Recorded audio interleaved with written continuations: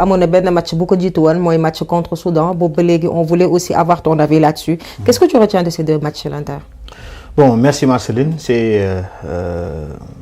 daanaka li ñu mën a retenir ci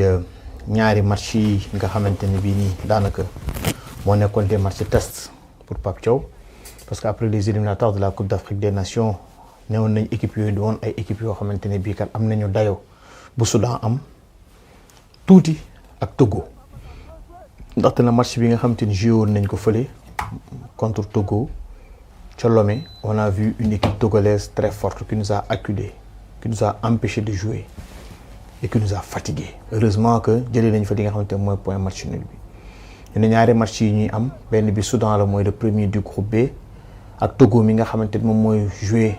rôle trouble fait bi ci groupe bi parce que daanaka les 3 premières places togolais yi bokkuñ ci c'est le Soudan, la RDC et le Sénégal. Match bi ñu am contre Soudan nag nekkoon un test bi mooy fële ca Benghazi ñu gis contenu match boobu Sénégal am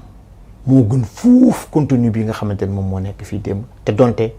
Sénégal moom moo gagné. démb muy ñaari match yoo xamante ne mën nañ ci juger le niveau de l'équipe. Heureusement et pourtant je parle sous le contrôle peut-être mu ngi ñuy seetaan de Bakary ma ne ko si on a un point fële ca Soudan c'est un bon point. donte ñu gagné moo gën. Parce que Soudanais yi ma gis ñuy jouer c'est une équipe très très difficile à gagner. Pourquoi?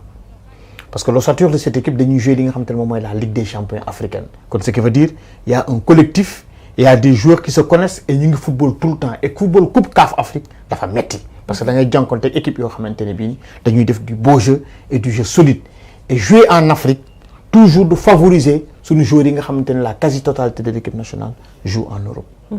loolu mooy benn. kon donc Soudanais yi ñu ngi joué seen dëkk Benghazi pratiquement parce que daanaka ñoom ñoo ëppoon ci stade bi am nañ benn avantage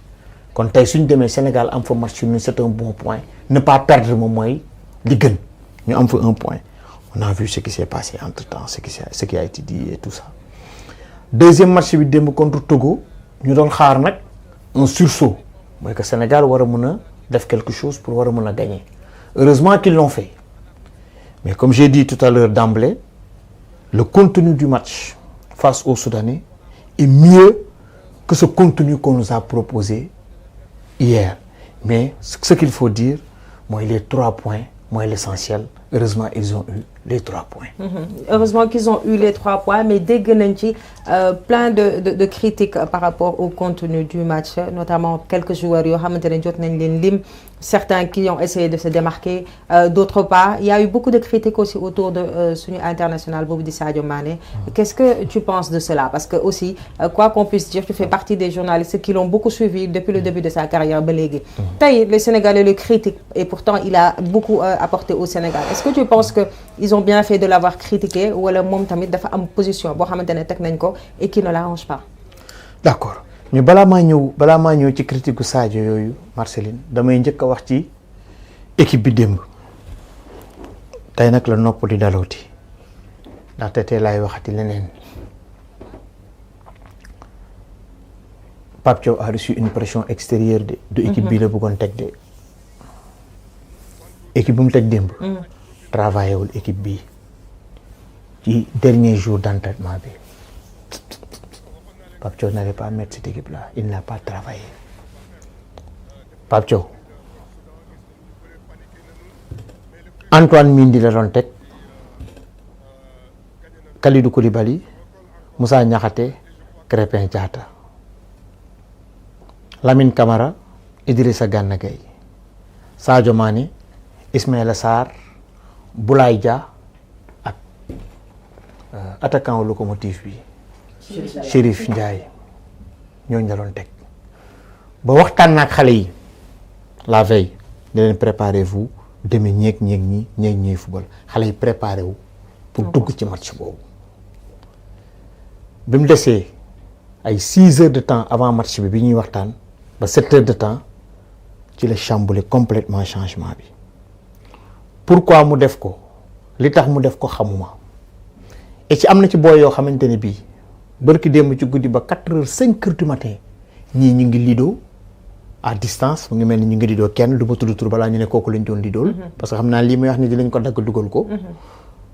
te ñu ngi teen doon jouer aussi PlayStation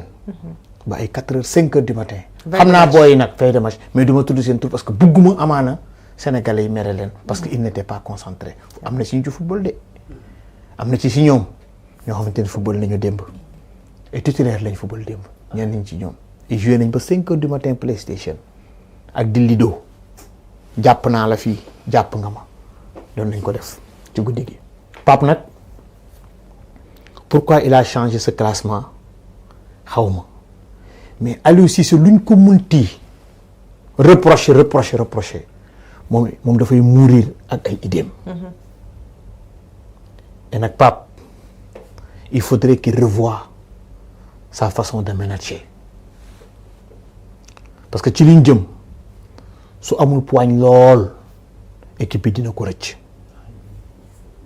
su amul poigne lool équipe bi dina ko rëcc duddoo ma ci ay compétence ama non mu ngi def résultat mu ngi gagné perdrul et depuis mu fi nekkee ba tey aussi Sénégal ñàkkul match ça il faut le reconnaître mais management dafa am solo néew ma aussi il ne manage pas bien les jeunes mais il y a des faits il faut taper rapidement sur la table pour faire des omelettes il faut impérativement casser des œufs loolu mooy li nga xamante ne bii ni information moom tamit jot nañ koo am et yenn joueurs yi am na ci leen classement bi dem bi nekkee ci den def échauffement bi ci terrain ba Adji Cissé di leen photo ak affaire yi ak Mor Fall am na ci ñoo xamante ne bii ni nanguñu woon sax entraîner de parce que dafa am lu leen bett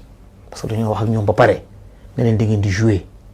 après ñu dindi leen c'était le classement 4-4-2 le Pape na doon na jouer démb mais ci la ko changé match bi desee 6 heures de temps ne leen kat diw ak diw ak diw am na si ñoo xamante ne ils étaient choqués ni kon joué wuñu mais ils sont des professionnels yooyu war na mun a ñàkk il faudrait que Pape gën a xoolaat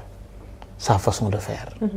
est-ce que par rapport ak ñi nga xamante ne ils étaient pas concentrés wala amuñu woon temps de repos bu ci war gis nga ni dañu def baisse de performance bi ñu duggee sur le terrain est-ce que tu as remarqué ça? Tu veux me faire dire les gens? Non, pas waxuma seen tour. Non, tu veux me faire dire les gens mais duma ko wax cette question là Marceline duma ci tontu soo bëggee koo dugal da ngay dugal sa bopp man doo ma dugal. D'accord.